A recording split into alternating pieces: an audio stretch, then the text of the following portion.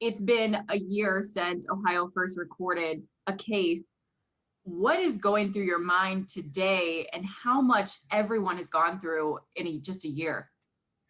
Yeah, I do reflect on the fact that our first confirmed case of COVID-19 in Ohio was a year ago. In my mind, it was more like 10 years ago, because really, for me personally, as an infectious disease doctor, I've been really doing nothing but COVID-related matters for Ohio Health now for over a year. So it's really been an overwhelming experience. I'm very honored and humbled with it. It's really something that I kind of thrive in. There's new information that comes out every day. And the information is important to recognize because it's science. Things change constantly. We have treatments, we have guidelines that change, and now we have vaccines that are available. What would you say is the most memorable part of this experience that you've gone through? And I mean, what are your emotions to this day that you're feeling? Well, the way I feel now is really very happy. I do think the major part of pain and suffering clearly is in the rearview mirror because of the availability of vaccines. So that part makes me very happy. I think the thing that really amazes me the most is how much pain and suffering this has caused our country and our community. And I'm not just talking about deaths and illness from COVID-19, but really joys and pleasures that have been taken away from people, unintended consequences like drug use, suicide, mental health, things like that. As we reflect back on the last year and the really painful and difficult moments everyone has experienced, what would you like to say to the families who may have lost someone and they're still grieving and trying to process what happened?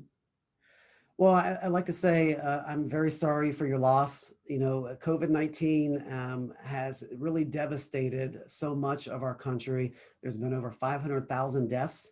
Deaths alone from the medical side don't really capture all of the pain and suffering. There's people who remain at the hospital who have permanent lung damage. There's long haulers, people who are still symptomatic from COVID-19. The CDC is constantly releasing recommendations and updating their versions of that. So with the latest one, as far as gathering without masks, without social distancing, if you're fully vaccinated, what do you think about that? I mean, is it okay for people if they're fully vaccinated to let their guards down completely?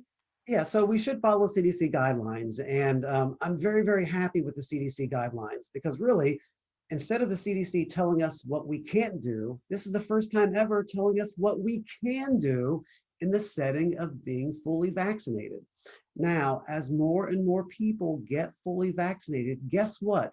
We're going to see more recommendations for de escalation of how we can live our lives and get joys and pleasures back into our lives. We're seeing all over social media comments and opinions floating around there of the double masking. So when it comes to double masking, does that really help? Should both be a certain type of material? Yeah, so the CDC mask recommendations have not changed. If you look at the CDC mask recommendations, what they really emphasize is wearing a cloth mask in public that consists of 2 or 3 layers, and then even more importantly, wearing a mask that doesn't have any wide openings on the side. We all have COVID fatigue, we have cabin fever, we have springtime here, we have temperatures in the 60 to 60-degree range. And more importantly, when it comes to COVID, we have clarity on the future. We know where the future is going related to COVID. Our numbers have come down as a state and as a country. They have plateaued as far as our positivity rates, but we have clarity on where the future is going.